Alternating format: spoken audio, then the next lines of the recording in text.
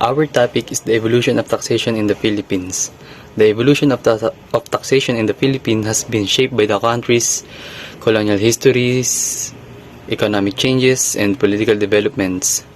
Here is an overview of key phases in the development of the Philippine taxation system, like pre-colonial and early colonial period, Spanish colonial period, American colonial period, post-independence and early republic, martial law, and so on and so forth. The Spanish era, the Contador de Resultas, a chief royal accountant in the 17th and 18th century, was responsible for rulings on financial disputes. He collected taxes on various goods including wine, tobacco, and jewelry. Between 1521 and 1821, due to the Philippines' poor financial situation and inadequate revenue collection system, the Spanish treasury was required to provide annual subsidies of 250,000, a sum equivalent to the Commissioner of Internal Revenue.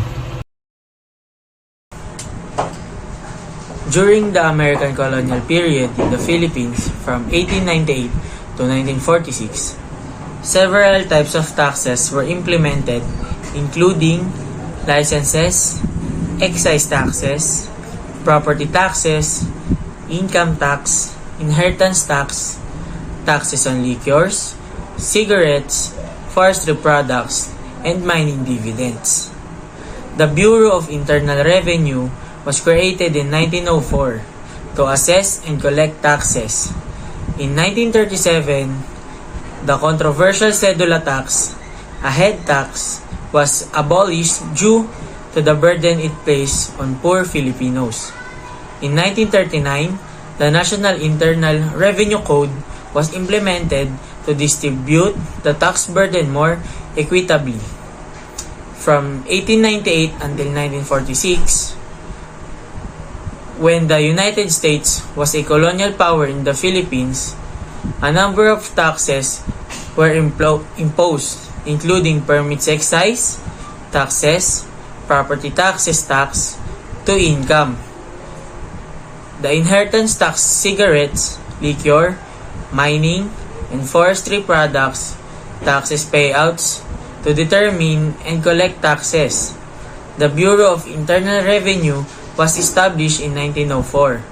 The contentious cedula tax, a head tax, was eliminated in 1937 because of the hardship it caused to the impoverished Filipino people.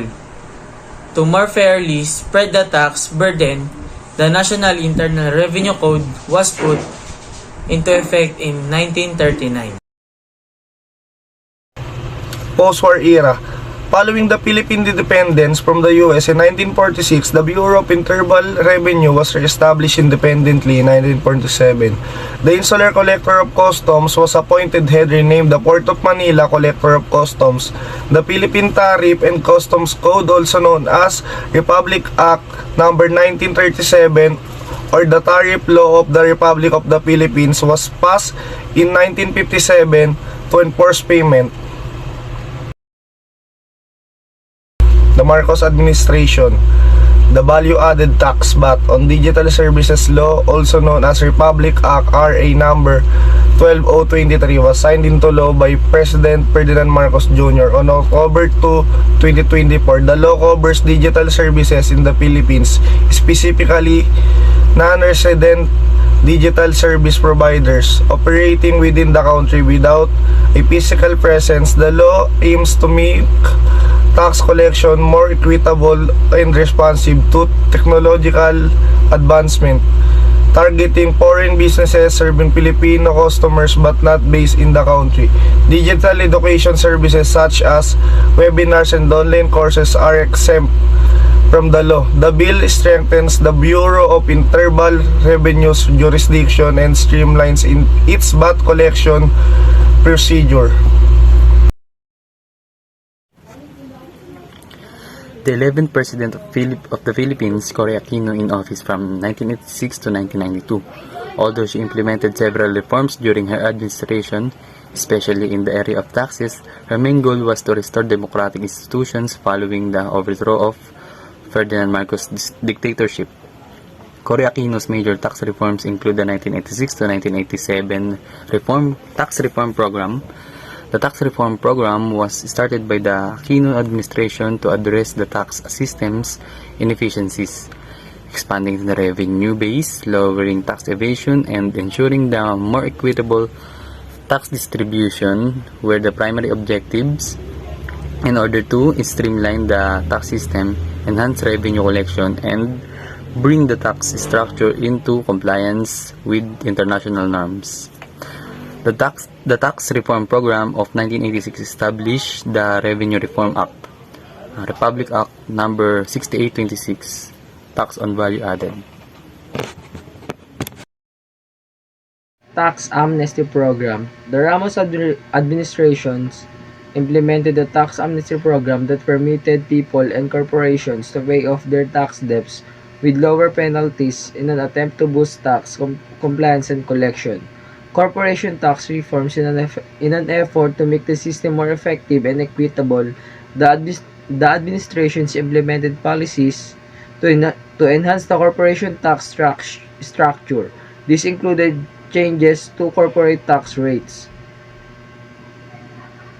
better tax collections mechanism in an effort to modernize tax administration and bolster efficiency and combat corporations. The Ramos administrations automated the Bureau of Internal Revenue or BIR.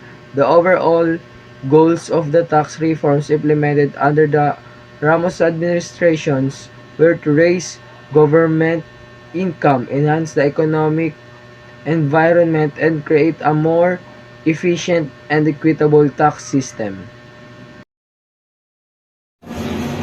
Estrada administration ran on a platform that supported the underprivileged in order to prevent the sovereign Filipino people from being forced to bear the financial losses of private enterprises doing business with the government. He ordered the withdrawal of all sovereign guarantee on contracts for public projects. He ordered the immediate removal of dishonest military and police officers in an attempt to purify the bureaucracy in order to make sure that all the government contracts that the previous administration had signed were legal and directly beneficial to the people. He ordered a thorough review. Additionally, he directed the suspected major tax evaders, including those who had donated to his presidential campaign, be looked into. He launched a vigorous nationwide housing initiative aimed at providing affordable houses for the underprivileged. Pagal Arroyo, the former president of the Philippines, significantly influenced the nation's tax policies from 2001 to 2010. Her administration focused on reforming the tax system to address fiscal deficits and public debt. Key initiatives included increasing the value-added tax rate from 10% to 12%, enacting the expanded Value-Added Tax Law of 2005, prioritizing corporate taxation through the Corporate Recovery and Tax Incentives for Enterprises Act, and improving tax collection efficiency through electronic filing and payment systems. Aquino Administration. Benigno Aquino Jr., also known as Ninoy Aquino, was a prominent Philippine senator, opposition leader, and politician who opposed Ferdinand Marcos' dictatorship. He was known for his opposition to the Marcos regime's economic policies, which included corruptions and misappropriations of public funds.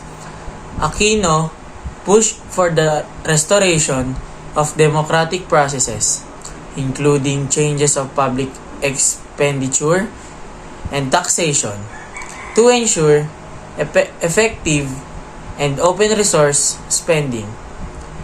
His legacy, particularly after his assassination in 1983, helped bring out the defeat of Marcos and the return of democratic administrations. Post-Marcos era efforts included anti-corruption initiatives, and modifications to tax legislations. Aquino's criticism of corruption, poor governance, and economic mismanagement indirectly influenced later fiscal reforms in the Philippines. Duterte administration.